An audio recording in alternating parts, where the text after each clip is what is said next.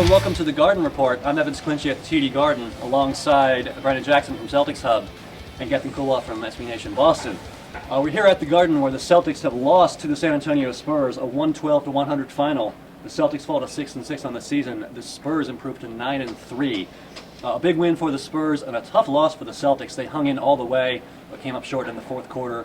A big factor in this one for the Celtics, the defense, especially in the paint, where the Spurs scored 58 points.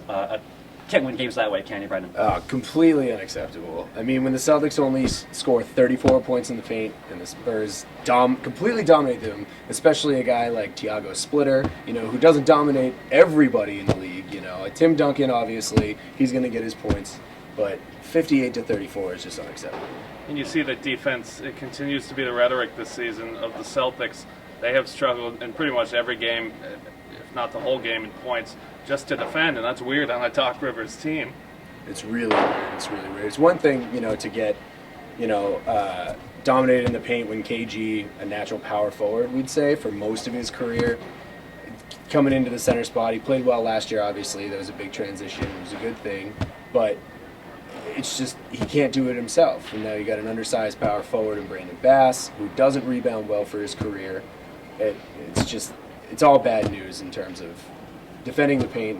And it wasn't just the bigs. It wasn't just Duncan and Splitter. I mean, Doc Rivers pointed out that it began with the dribble penetration.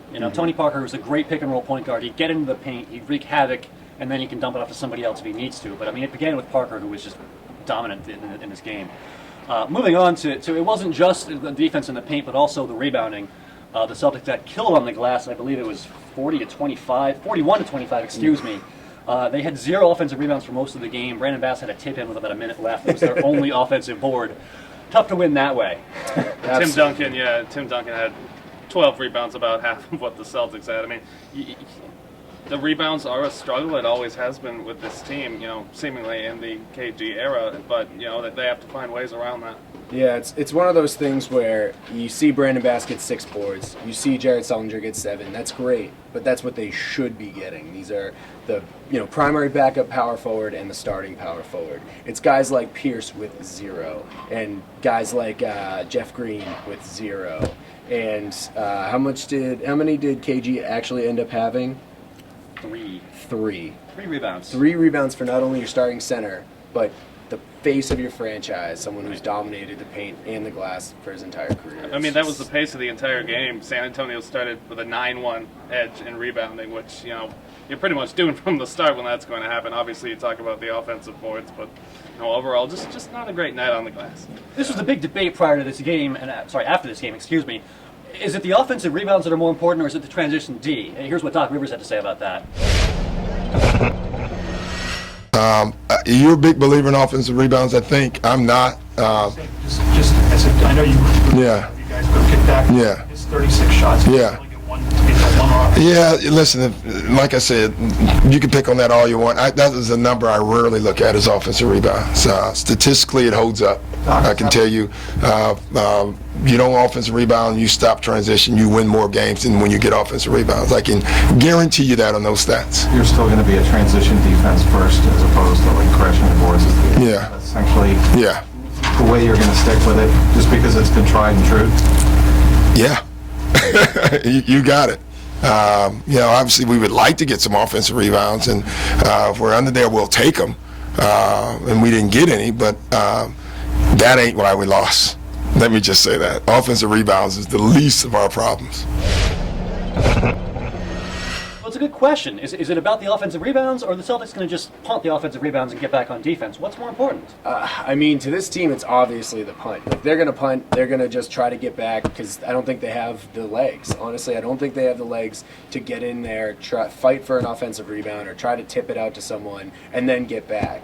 Now, I mean, maybe they can kind of explore that with their guard play. They have some quick, athletic guards. They have Rondo, who's traditionally a pretty good rebounder, especially for a 6'1" point guard. Yeah. And then Courtney Lee is obviously very athletic.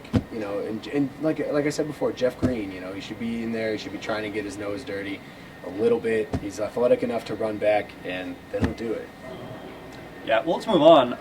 You mentioned athletic guards. You mentioned Rajon Rondo. Rondo was one bright spot for the Celtics. He had 22 points, 15 assists, another brilliant game, at least statistically, for Rondo. Streak And lives he did on. keep the Celtics in there in the fourth quarter. I mean, they're down double digits, and he gets a bucket and a steal and a bucket. He's keeping them alive. Yeah, that last drive on Splitter was really impressive too. It was. Yeah. But he's putting up numbers, but is it enough? And how much do we care about the numbers, and how much do we really look for substance with Rajon Rondo? That's the question, right? Right. Well, I mean, when it comes to Rondo, it also all depends on how you view him. You know, is he a superstar facilitator or is he a superstar overall? Because if he's a superstar overall, maybe sometimes you want him to be able to take over those games. You want him to be the hero, you know. But you got so many offensive weapons on this team: Paul Pierce, Jason Terry. You know, Kevin Garnett should be able to get his own shot when he can or when he needs to. You know, it's like Rondo probably should stick to facilitating. And we've talked about this. How much is he trying to facilitate the team and win games, and how much is he trying to just pump up his stats? I mean, this assist streak we've talked about, it's impressive for him, but is it really helping the team? Gethin, what do you think? Well, assists, you figure, you know, when you get an assist, someone's making a basket. So, and on your point, Rondo should be a facilitator more than a superstar, because we've seen him be a superstar. And, you know, sometimes he can't get the job done at the end of the game. He still has work to do in the all-around game, but he is best served when he's a guy who can 10 to 20 assists a night. I mean, that's pretty impressive, even if you don't value the streak. It's a valuable asset, and you should be able to work in the offense with guys like Pierce and Garnett, who are much better at scoring than Rondo would be, and you have guys off the bench who can do that. So, you know, really with Rondo, the more assists, the better. Yeah. During the game, I was talking to Rich Keefe from 98.5 The Sports Hub, who you all know, about what is this assist streak likened to? Like, and I thought about it's like trying to be the best philanthropist. You know, it's like an assist is not supposed to be like a me stat, and it's almost like Rondo. You know, maybe completely unintentionally. I'm not saying he's intending to do this, but like trying to make it into a me stat. Or it might be intentional. Or it might be intentional. I don't know. I'm not in the dude's head. But he tried pretty hard against Detroit to run up that number. No, so. true. With Doc's help. Yeah, but was it really Doc putting the emphasis? I don't know. If you go based off his word, which may not be smart in sports, but you know he's saying the right things. It's about the team. It's it's not about him. So I don't know if you take Rondo at his word for that. I do. Maybe I'm a sucker. I don't know. Right. While we're on the topic of stats, let's go outside the box. Let's talk about our stat of the night. Gethin, what's your number to look at? Well, I am going with the rebounds, 41 to 25, as we talked about earlier. Tim Duncan having almost half the total the Celtics have, not going to get the job done. Yeah. And I'm going with our friend that I mentioned earlier as well, Jeff Green. Gotta love him. He's one of the nicest guys I've ever met, but 5 points, 0 rebounds for your backup small forward, who's an oversized small forward in a lot of cases, and 2 for 7 from the field for a guy you're paying a lot of money to. We have 4 more years of $8 this million. too. So. Right. Yeah. So Doc Rivers said last week that he's still trying to get over his heart ailment, and I think there might be some truth to that. And I've honestly never obviously undergone that kind of a procedure, so I can't comment firsthand. But at some point, it's got to be on him and not just getting his legs back under him. All right, my stat is 816. That's the total number of points that Tim Duncan has scored on Kevin Garnett in his career. This was a nice game, and it was all well and good, but you really got to back up and look at the history of this rivalry, and the fact that they've been going head-to-head for now 16 seasons is really incredible. They've played each other 41 times in the regular season. Duncan with 20 points tonight, putting him at 816 for his career. It's just been a thrill to watch these two guys play, so that's my stat. Anyway, baller of the night, who's the one player you want to single out for his performance? Gethin, who's your guy?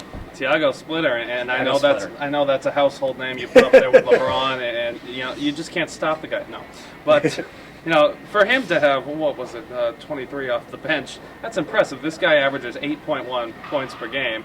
You probably shouldn't be allowing someone who averages under 10 to contribute that much. Overall, the Spurs bench had 34 points, obviously 23 from Splitter. The Celtics had 17, so take Splitter out, the Celtics bench actually outperformed them. So you just can't allow a guy like that to perform like a star. Yeah, sure. Brendan, what do you got? Yeah, and I'm staying in the paint. I mean, that was the story tonight, right? And I'm going with the big fundamental, Tim Duncan. Like you said, he's been doing this his whole career. The really sad part is that this matchup between Kevin Garnett and Tim Duncan is supposed to be, the clash of the Titans, and we got KG contributing. What do we have? 14 and 3. 14 and 3, yeah. KG Against kinda Jeff Green 22 and 15, Something right? that far. 20 and 15. It's just, it was sad, And this is coming from Tim Duncan, who supposedly can't get off the floor. And you can't, he jumps and you can't put a piece of paper under him, And it's just sad. All right, good picks both. I'm going to go with the other star Spur, and that would be Tony Parker. Rondo had a great game statistically, 22 points, 15 assists, but Parker, you could argue, outplayed him. Parker shot 12 of 17. He was running that pick and roll all night long and just attacking relentlessly. He was just a great player for the Spurs tonight and can't go unnoticed. So that's my player of the game.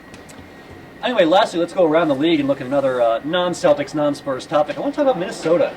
Kevin Love surprisingly coming back from injury a month earlier than expected. He came back and had 34 points, 14 rebounds, shot 12 of 25 in the Timberwolves' loss, actually, to the Nuggets, 101-94. What do you think of this Wolves team, Brendan? Are they for real now that they've got Kevin Love back in the fold? I don't think they can be for real until they get all of their players back. I mean, we see so many chemistry issues with this Celtics team, with the majority of the big pieces, staying intact for the last couple of years and adding supposedly complementary pieces. So I think we need to wait for Rubio. I know it might take, the whole season. Yeah. But, more guys to come back so our beloved Greg Steamsma isn't being relied on to, contribute the majority of the points in the paint or defense. Yeah, along with the injuries, to your point, you have to get the team back together, and it's not going to be easy, especially in the Western Conference, which is, typically a much better conference than the East. So you're looking at this team trying to get back into it just to get to the 8th spot. I mean, I don't necessarily see it happening now. They're a few pieces away, but this is a team that has some upside.